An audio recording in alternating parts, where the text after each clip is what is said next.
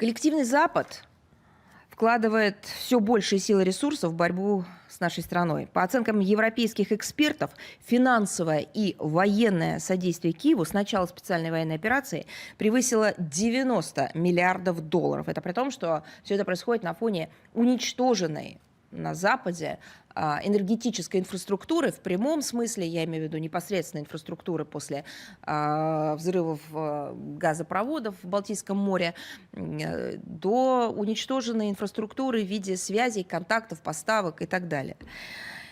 Так вот, из них, я имею в виду из этих сумм, которые выделяются в виде финансовой военной помощи Украине, на США приходится 45 миллиардов долларов, на государство ЕС 28 миллиардов.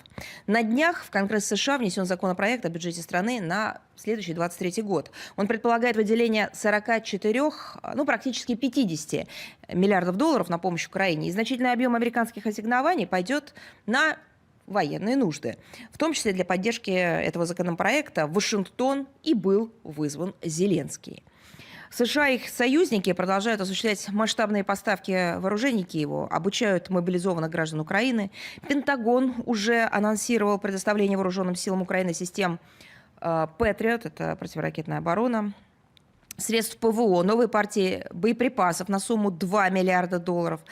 Белый дом, видимо, рассматривает возможность, и мы фиксируем это, возможность обучения украинских военнослужащих в третьих странах, и делает это для того, чтобы они смогли использовать более современные виды вооружений, включая танки, системы ПВО и даже самолеты. Так называемые лидеры по подготовке кадров для вооруженных сил Украины выбилась Британия. Ну, все проблемы же решены внутренние, так сказать,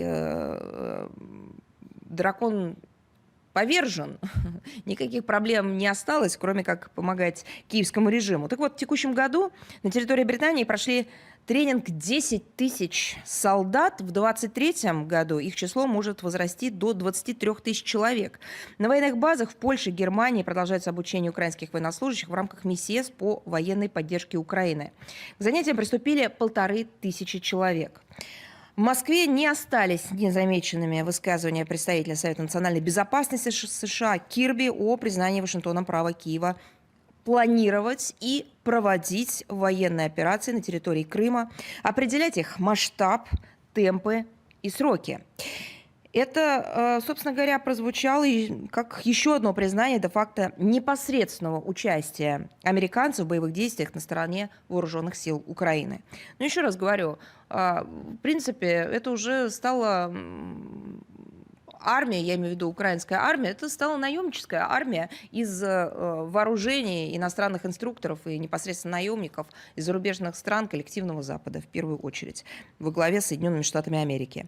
Так вот, приведенные факты подтверждают, что коллективный Запад настроен на длительное противостояние с Россией. Тем не менее, как бы на Западе не пытались вооружить неонацистский режим в Киеве, затянуть боевые действия, вот так цинично и так бездарно закрывать глаза на чудовищные преступления у них не получится. И, в принципе, у них ничего не выйдет. Как заявляло руководство нашей страны, поставленные задачи в рамках специальной военной операции с учетом ситуации на земле и соответствующих реалий будут выполнены.